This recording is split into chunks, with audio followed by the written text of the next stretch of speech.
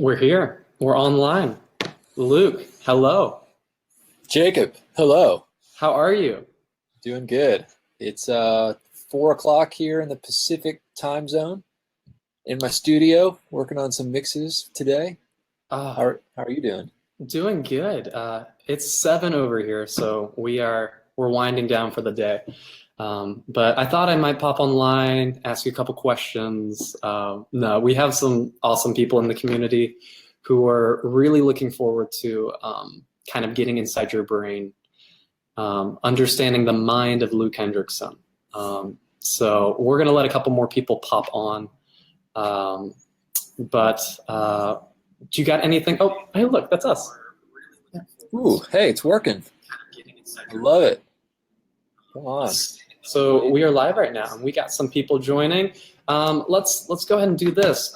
If you're joining in right now, you can go ahead and comment on the video, and we can see your feed.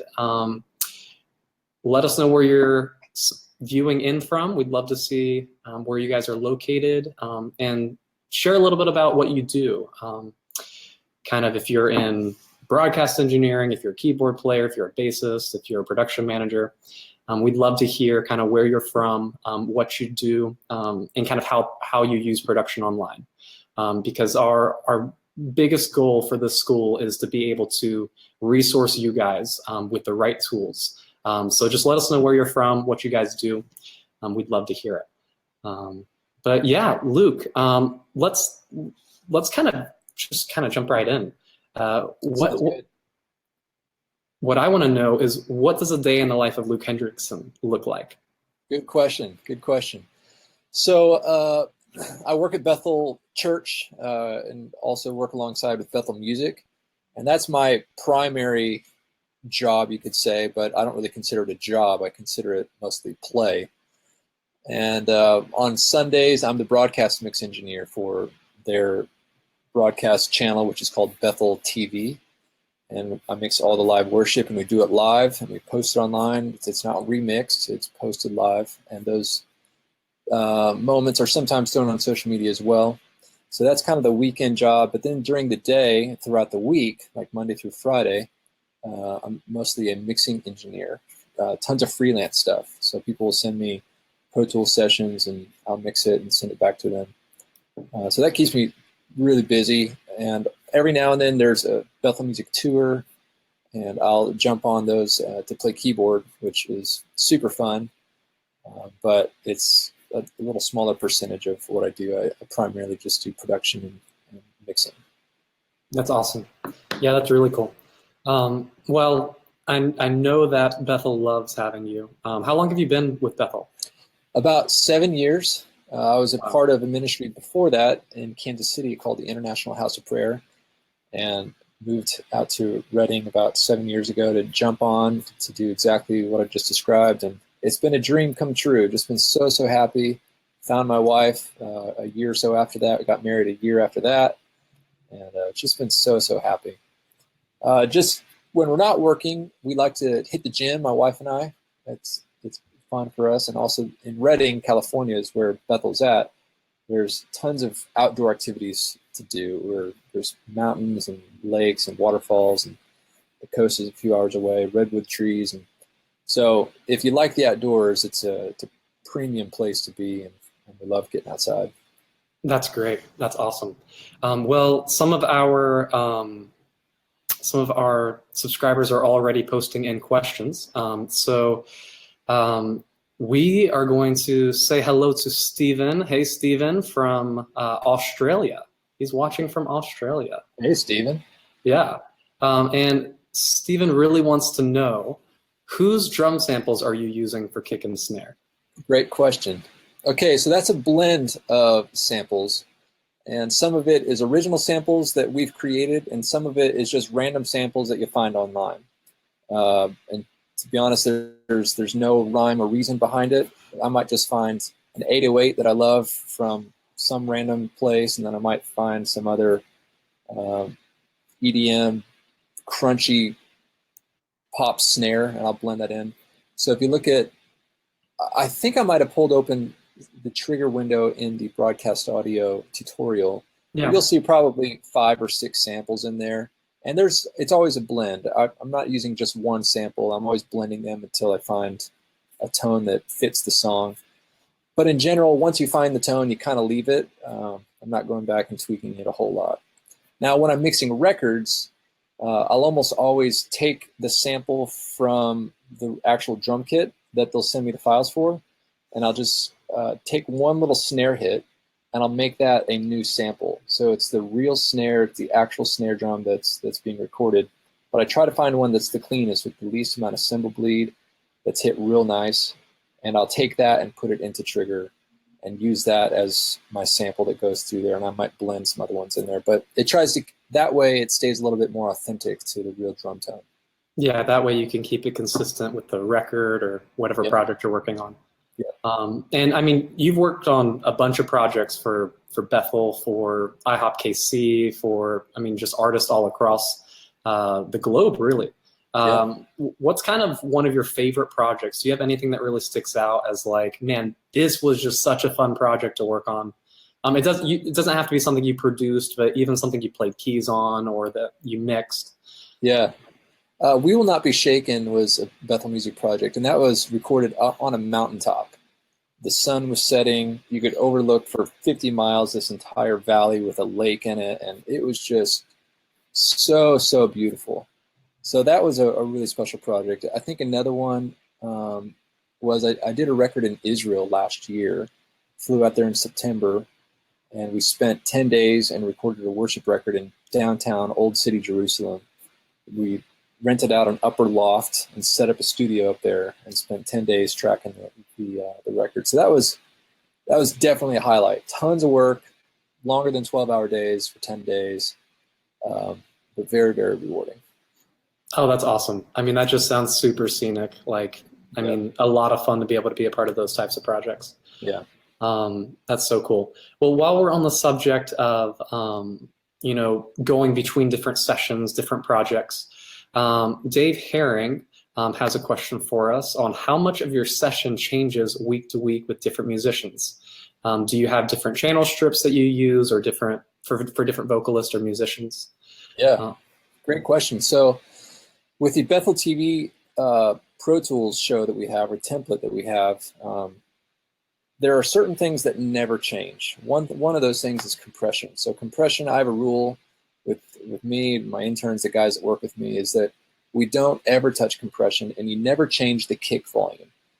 And you say, why is that? What if you need to lower the kick? Well, if you're moving everything all the time, every week you're going to eventually morph into quieter or louder, because you're making these micro adjustments, and over 6 months' time, you're going to go in a completely different direction.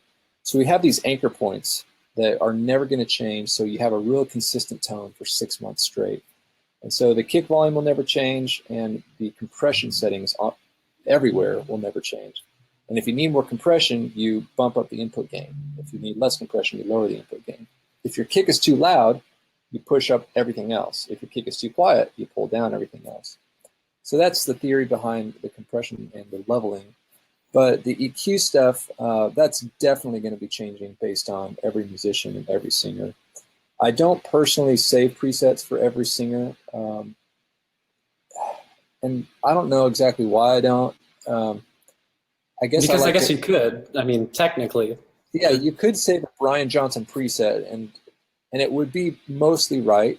But the tricky part is if he's 2 inches away, the EQ is going to change because of the proximity effect from if he's touching the microphone.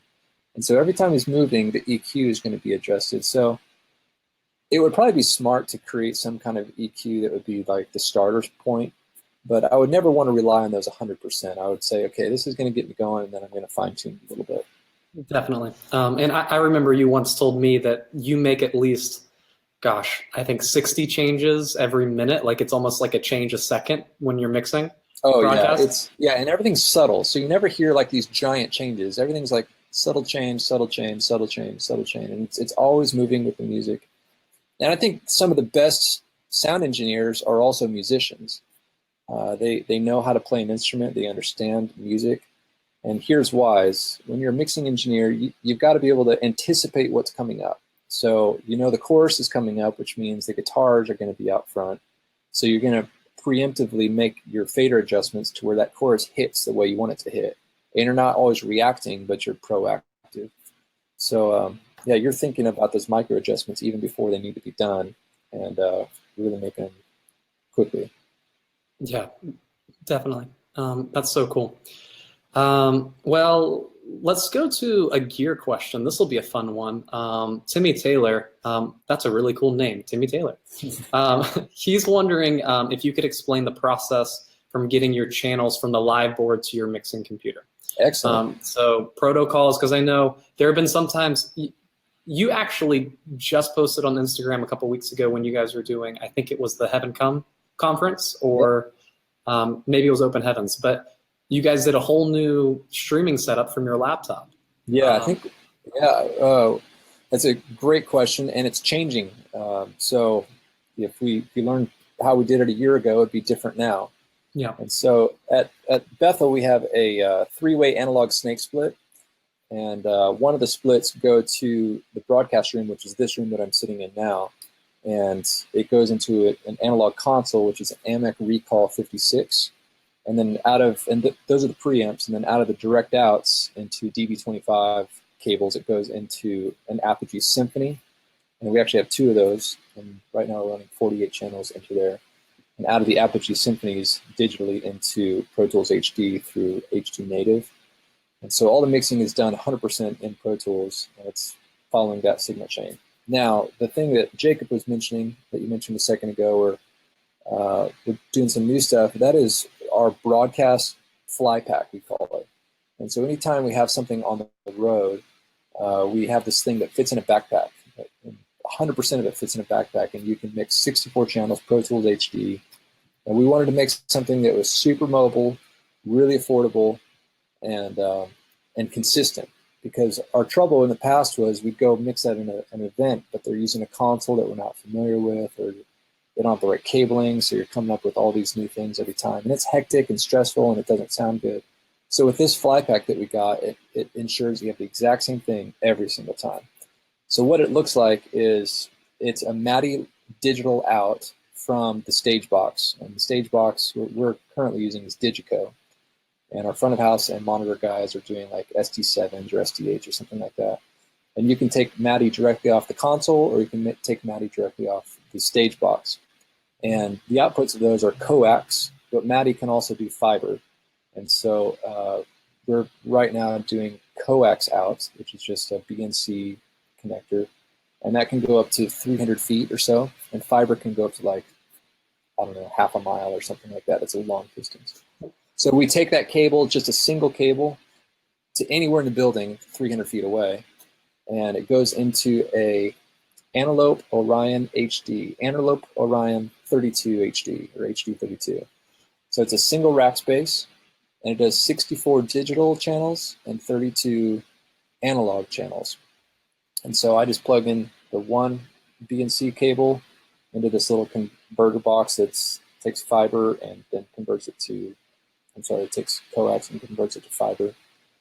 Anyway, once you're in there, it goes into Pro Tools HD into a laptop through a little box called, I'm throwing a lot of stuff out here, a little box called Avid Thunderbolt IO. And with that, you can take Pro Tools HDX cables in there, and out of that into Thunderbolt, which goes into your laptop.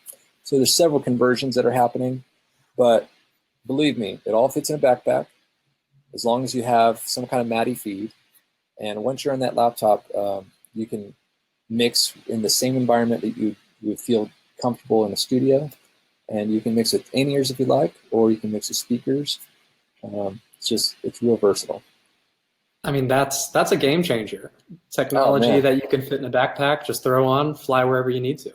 Yeah, we've used it four times, I think, already. So our Heaven Come conference in LA about a month and a half ago, our Open Heavens conference in Reading, which was like a few weeks ago, Lakewood in Houston a few weeks ago, and then in Chicago at Willow Creek just a few days ago. We got home last night. So and then also one more time at a charity event for Iraq that we did. Wow. That's so cool. So when you're mixing for broadcast, you show up to one of these facilities, you got your fly pack set up, and you're mixing. What's kind of the top three things that you keep at the front of your mind when you're working on a mix? Top three things I'm thinking about when working on a mix. And this is live, so I mean, you don't have time to think. You have to I'm not really EQing live. Like during the sound check is when I'm doing the nitty gritty of the mixing. So sound check, that is when you're mixing. When you're live, all you're doing is writing faders. You're not really soloing anything. You're not really EQing much unless it really needs it. And so when you're live, 99% is just fader adjustments. And those fader adjustments is going to be, where's the vocal? The vocal's number one. If vocal's buried, you're in trouble. If the vocal's on top, you're exposing the vocal and they're going to feel insecure. So there's just a real tiny window where that vocal needs to sit. Number two is, are the drums feeling good? I think drums are the foundation to every mix. So vocal first, drums second. Then I'll think about the candy stuff, like is auto-tune on? Is it in the right key? I'll never have it on unless I know what key it's in, and I'll never put it in chromatic. It's always got to be in the major or minor scale. And then, the rest of the candy stuff is like delay and crowd levels and things like that, just to make sure it feels nice and wide, but not too washy. Yeah. Well, yeah, because there's definitely so much you could think about, but that's good that you have those key things that you make sure you have at the top of the mix. Yep. Which is really cool. And since we're streaming to Facebook, this is a great question from Corbin. Corbin's wondering, okay, so Facebook sums everything down to mono. Does Bethel ever deal with, obviously, this mono issue, and what steps can you take to avoid it, messing with your mix? This is a great question because it happens. And we've had drama with this for 7 years. 7 years? And I've been fighting tooth and nail to preserve our standard of, if it's not the best, we don't release it. That is our motto. We do our best, and if it's ever less than our best, not less than the best, but less than our best, we don't release it. And not everybody agrees with that. You talk to video guys, they don't care about your sound. You talk to marketing guys, they don't care about your sound. You gotta stay true to who you are and don't compromise. Thus, we don't broadcast in Facebook Live any music. Now, you'll see that Bethel on occasion will do that, but it's because they're not listening to the rules, and we immediately go back and we talk to the people and we pull it down. But we have a global standard, and we've had that standard for 7 years, and I'm very passionate about this, but people challenge it all the time, and it gets removed. But our standard is we never broadcast in mono, ever. And so Facebook has yet to figure out how to broadcast live in stereo, and I don't know why it's taking them so long.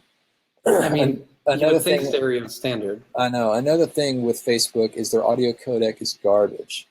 Now I can't complain because it's a free service, so I gotta be careful with how thankful I am, because Facebook is doing everybody a huge service by doing all this for free. But their audio codec is extremely compressed, so you throw up a high quality mix that's not live, which means that it's going to go up stereo. But if you compare that to the uncompressed WAV file, it's much lower quality. So I cringe almost every time I see some of our content on Facebook. Yeah, it's hard because it's how people are ingesting content, and I mean, that having that standard is important. Yeah. So I think people just have to really reconcile: is it worth it to have a mono audio signal? Because you can technically post to Facebook, or I'm sorry, post to YouTube, and then share that to Facebook. Yes. I mean, there are so many other ways that you can get your content out there without having to compromise on the quality. That's right. Which is good. Yeah, we've been trying to post to YouTube as much as possible. Their quality is great. Yeah. So this is kind of a broad question. So we're going to take it, and Luke, you can take it whatever direction you want to. Abraham's just kind of asking, what's the rundown of your broadcast rack? Like, a great way to take this question is, why do you set up your broadcast rack the way that you do, your broadcast setup, and then simply the specs of your MacBook? So we can talk about your template here. I mean, we can talk about a lot of things. Yeah. So the MacBook Pro that it's mixing on is the one I'm talking to you on is a 2013 MacBook Pro, 2.3 gigahertz, I think. Let me see. Yeah, 2.3 i7, 16 gigs of RAM. And it's capable of mixing the biggest Pro Tools session you can imagine. Audio is easy these days. It's video that's hard. And so you could buy any random laptop that's decent in the last couple of years, and you're going to be in great shape. Regarding the gear I use, I try to just keep everything as small as possible, and I try not to make it too complicated. So you notice the more things you have in the chain, the more things are potentially going to break. And so with our rig at the church, everything is one-to-one. So channel 1 on stage is channel 1 on the console, channel 1 in Pro Tools. You don't confuse it by mix-matching all the numbers. That's one thing to keep it simple. If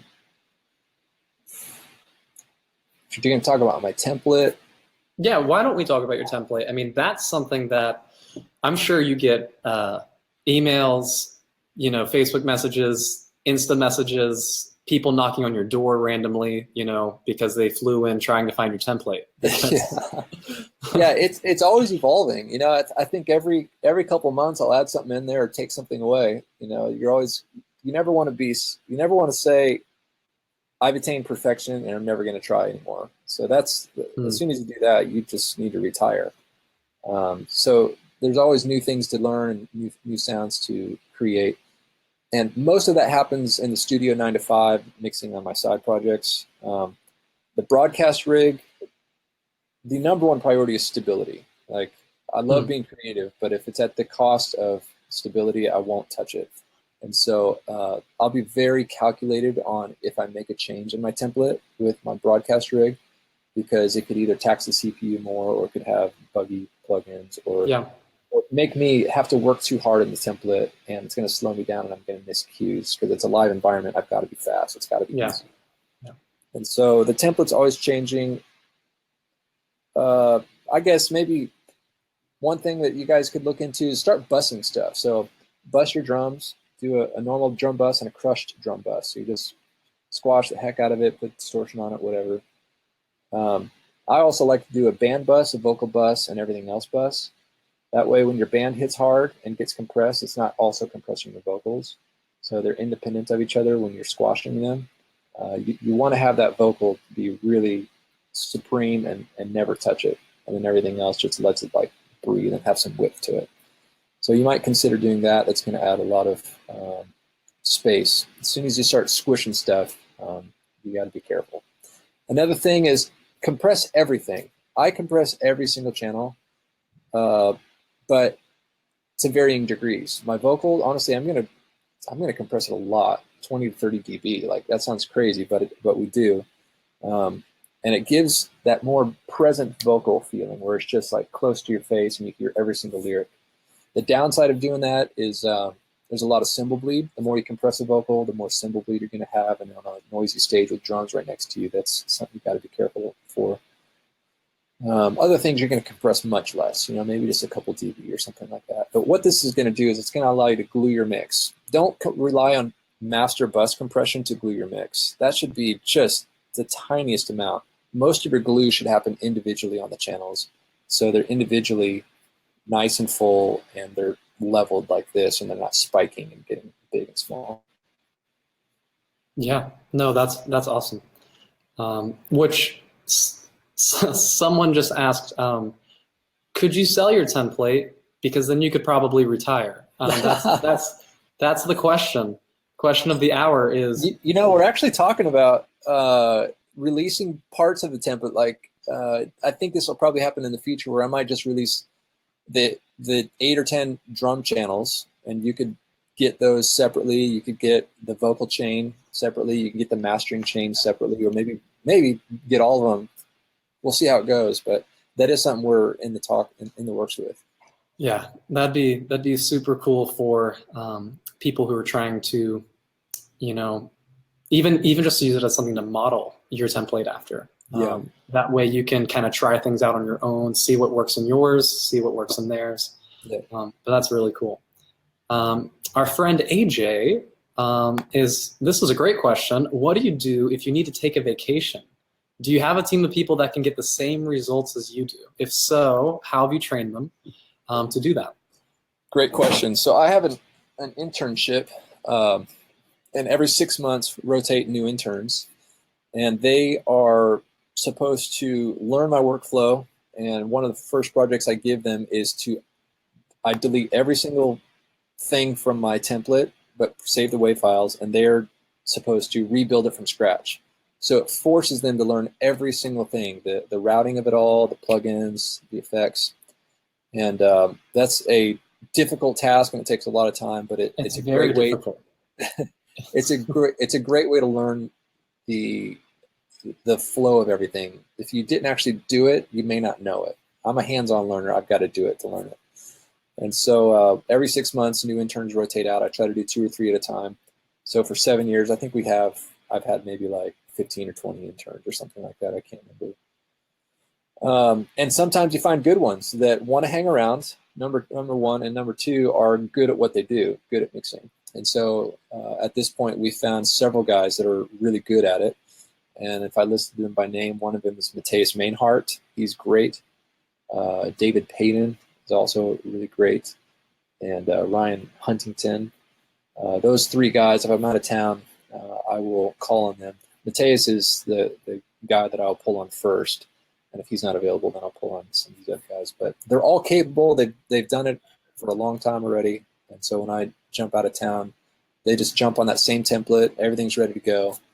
And they'll just do some minor EQ changes and then fader adjustments. That's awesome. That's so cool. Emmanuel's wondering if you could explain your mastering chain. Yeah. So I can actually pull it up. I like to do some analog stuff, so some fictional analog stuff. So I'm not actually running analog, and here's why. For consistency. As soon as you start getting real analog stuff and then you travel, what are you going to do? You're going to take all that analog stuff with you? No. So it's important that I have a workflow that is both sounds great and highly mobile, because we're gone all the time. And so find the plugins that give you the analog warmth. And so there's a ton of them out there. UAD has some great stuff. Waves has some great stuff. Steven Slate has great stuff. But I look into some tape saturators. I look into some preamp type simulators. Slate has some great stuff. We just mentioned a few there. Also look at some EQ type things. So there's a Pultec EQ that's really great for getting that high-end shimmer. BBE makes 2 great products that I love, the Sonic Maximizer and the Harmonic Maximizer. And you can throttle how much harmonics it's creating. So it makes it sound brighter, but it's not just an EQ, it's actually creating harmonics. There's another one, Oxford Inflator, which is a great one. Waves has one called Air Stereo Width, and you can just dial that up to 110, 120%, and it makes your music go from this wide to about this wide. It's real nice. And then finally, just a touch of hard limiting, just a tiny, tiny bit of hard limiting, and that could be with any hard limiter, but L2 or L3 or something like that could do a good job. Wow, yeah, that's cool. So Phil is wondering, when you're using a DAW such as Pro Tools, how do you deal with having limited external faders to change things on the fly? Yeah, great question. So I use this little guy, and this is an 8-channel mixer, USB, has a tiny little USB connector there, bus powered, and it fits in your backpack, in our fly pack, and I'll assign the vocals and the delay to these guys, and I have one hand on that, say my left hand on that, and then my right hand's on the mouse. So I can be adjusting 2 things at once. I can't think about much more than that. Yeah. My brain thinks about 2 things at once, and then it's kind of tapped out. So between vocal adjustments and delay, which is something that you're constantly touching, you're never done, you're never letting that go, and whatever you're doing with the mouse, which could be guitar, automating guitars, it could be switching between the live snare and the snare replacement, or a blend of the 2. Between those two, I feel real comfortable and never feel crippled by Yeah. a lack of faders. Yeah, definitely. Because it can sometimes be hard going from, an analog environment of so used to touching every single fader that you use. Yeah. So bringing that kind of analog touch back just for a couple of the faders that you choose in MIDI map, helps keep it tactile, Yeah. which is so Corbin's wondering, what's the output dB range for internet broadcasts? So what are you kind of outputting in terms of decibels? And I've actually always wondered this and have never asked you. I mean, this is a great question that, like, what's the standard? And if there isn't a standard, do you remember what you guys use? So there really isn't a standard. In Pro Tools, my standard is get it as close to 0 without clipping. And so I actually put my hard limiter at 0.3. 0.3 is my ceiling. And here's why. When you compress a WAV file to an MP3, that ceiling, which if you put it at 0.1, that ceiling when you go to an MP3 is no longer firm. It's now flexible, and it might go above that. It might actually touch 0. It might peak when you do an MP3 compression. So I take it down just even slightly less so that if I do compress it to AAC or MP3 or something like that, that ceiling, which is no longer firm, now has a tiny bit of breathing room that it can just bump up there without peaking. So that's number one. How you actually throw it onto YouTube or onto broadcast, there is no standard. Some are get it as loud as you can, and then others it's like -12, -16. So it's the internet. The internet doesn't have a standard. Now, if you're on television, I think it's 12 or 16 or something like that, maybe even -18 is the standard for television. But when you're online, there is no standard. So that's it. That's great. That is good information. So not only are you a broadcast engineer, but you also are a keyboardist, a session musician, you're a touring musician. But how long have you played piano for? I started playing piano when I was, my babysitter taught me a few things when I was like 6 or 8 years old. My dad taught me a few things. And then I officially started taking lessons when I was 10. Prior to that, I actually played drums. Drums is my first instrument. Really? But my personality is more of a chill one. So I felt awkward on drums because I was the loudest guy in the room. It didn't fit too well. So after about a year or two, I switched to piano because I felt like it just matched who I was personality-wise. And so I immediately loved it, took off with it, and did private piano lessons, classical and jazz stuff for like 7 years. From like 10 to 17, and then did production stuff after that and teaching piano after that. Yeah, no, that's great. And so when you're playing keys, Corbin's wondering, do you use Reason primarily, or what is that kind of your engine? Yeah. So Ableton is kind of the host that everything sits around. So you have like the house that everything sits in. And then layered on top of that is Propeller has Reason. It's an amazing tone factory for any kind of tone. It's like the most broad, wide thing you can do. And then also layered in there is Omnisphere by Spectrasonics. Also layered in there is Ivory and Keyscapes. Ivory is made by Synthogy, and then Keyscapes is also Spectrasonics. And then there's, I think, an organ thing that I use, but I can't remember the mix that right now. So there's a bunch of stuff there. I mean, it's just all blended together. Yeah, and they all live inside of Ableton. So Ableton's the host. Okay. And so we actually just finished a class for this exact thing, for your keyboard rig. So do you want to kind of give everyone a little sneak peek, like a couple of the things that you covered in there? Because I'm pretty sure it was a 6-part series. Yep. And it's talking about your setup all the way from Ableton to when you're playing live. Yeah. So I talk about this guy in depth of where everything is routed, what buttons go where, what faders go where, how I route all my effects, my delays, my reverbs, how I set up stems. Stems is a big question that keyboardists ask all the time. So you can see in my session on those Ableton videos, how I lay them out. I break it up verse, chorus, bridge. And you can fire them whenever you want spontaneously, because at Bethel, we're very spontaneous. We have great arrangements, but our worship leaders are constantly making changes on the fly, so we've got to be ready for it, even with our stems. I also break down like how to play a few of the songs, and so how the tones are built for the songs, how I fade things in, fade things out. Yeah, so it's really in depth. I feel like it's as wide as I could go. It talked about the interface that I use, the keyboards that I use, stuff like that.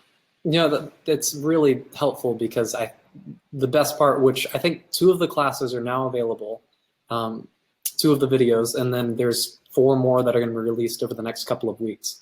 And just there's such a wealth of knowledge of what you've experienced, because I mean, yeah, you've been playing piano for forever, but you've been playing like keyboard live, like building that rig for years now.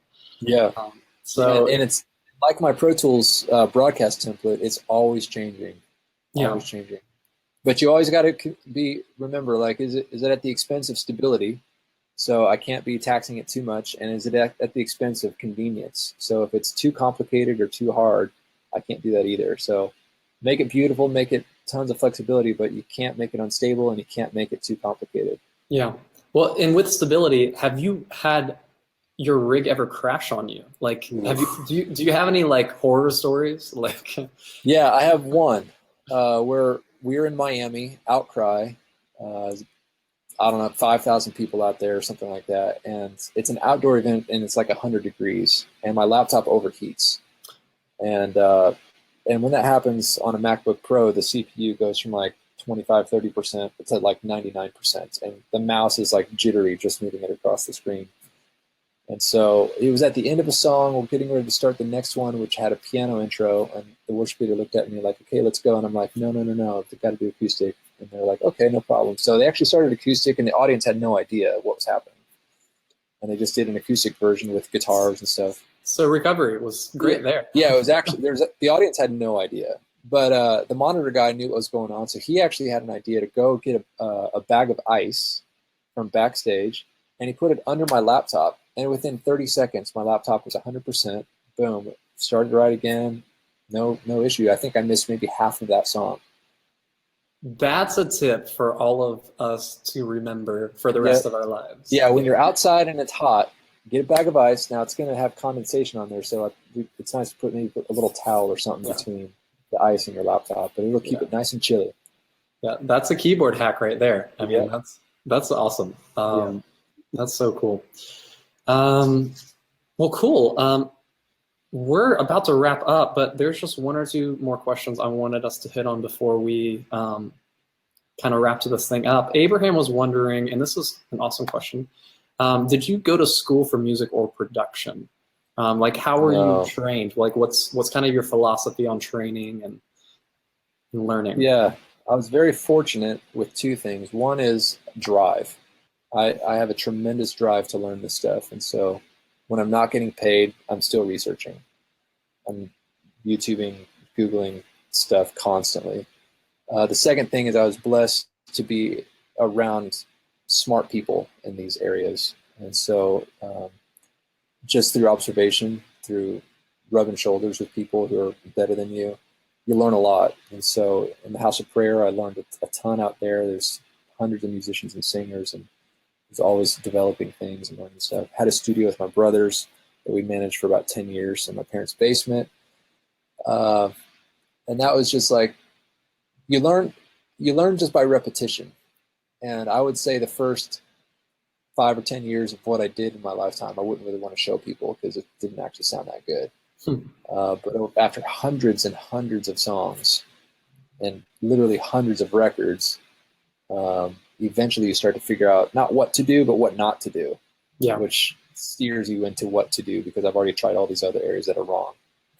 And so, I didn't officially go to school for these topics, but I just had a tremendous drive for it. Yeah, and you're always learning. I mean, that's the key, is always learning, always moving, always growing. And hey, that's why we started the school. That's why the school is here. It's so that we can stay growing, that we can really not just sit there and what we think is the best way to do things, but that we can learn from each other. Yeah. But I kind of have a fun question to kind of finish up our interview. If you were stranded on an island with only one piece of gear, what would that piece of gear be? It's a weird question, but it's like, do you have a weird affection, like a strange affection for something that's like, this is my baby, like I love this?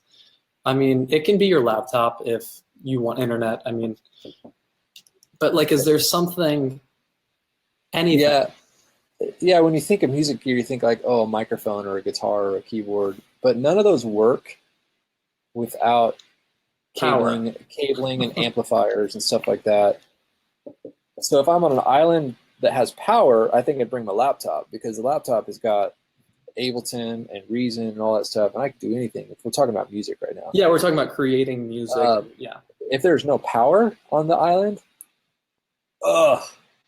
I'd try to figure out how to make some solar panels. Yeah, is there gear? Is there gear that you can bring that doesn't have power? Yeah, so I'd probably just bring an acoustic guitar, man. I actually play acoustic guitar too, and that's that. Although I think the weather would probably beat up the wood and eat it up real bad. Well, I mean, I guess humidity and temperature changes. All the temperature changes, right? Yeah. Oh gosh, that's a tough one. It is a tough one. I really don't know if you would want to bring a piece of gear to an island that you were stranded on. But hey, why not? I think a guitar would be a good start. I like it. You can still create. You can still write. That's great. Well, Luke, this was super fun. Thank you so much for joining us. You're welcome. It was a pleasure. You got any closing remarks? Anything you wanted to kind of share with us before we wrapped up? Well, it's my honor to be your audience, everybody, and thank you for your time. Thank you for your questions.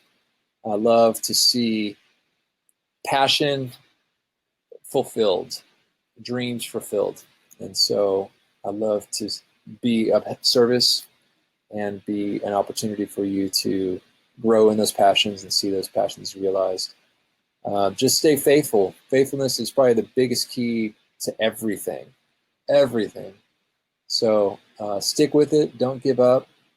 Give yourself a 5 or 10 year goal rather than a 5 or a 10-day goal. Make it a very, very long-term vision and stick with it. And I think that's going to be probably the biggest key to success. Wow. Well, that's great. Well, Luke, you're an incredible resource to the community.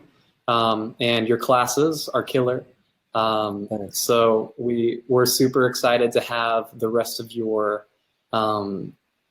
keyboard rig overview class on the platform, so that we can all kind of work through it. And your broadcast audio class is awesome as well. So thank you for providing those resources for us. They really do enhance the way that we work, the way that we create from wherever we are. So, well, guys, thank you for joining us, all our viewers and members. If you have any questions about the class that's being released, you can leave them in the comments, and I'll get back with you later on this evening. But that's all we got. That's our interview for the night. Luke, thanks again. And I'm looking forward to hopefully another one of these in the future. Sounds good. See you later, everybody. Awesome. See you guys.